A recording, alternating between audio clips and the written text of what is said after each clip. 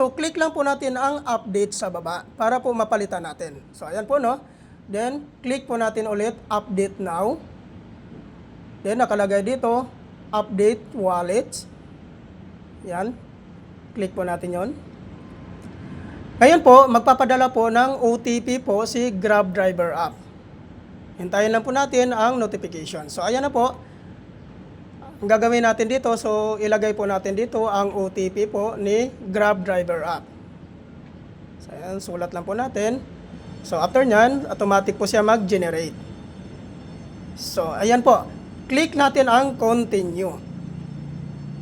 Nakalagay po dito sa baba guys, yung Move It Driver at saka Grab Driver. So, which is maglalagyan po tayo sa Grab Driver. So, ito po yung i-click po natin sa baba, yung Grab Driver po natin. So, ayan po, i-click po natin yan, ang Grab Driver po natin.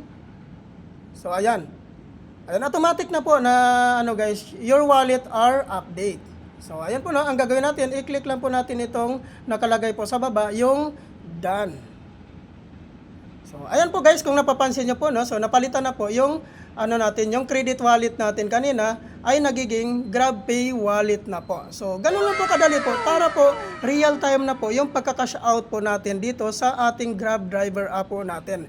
So, abangan nyo lang po guys yung yung vlog ko po regarding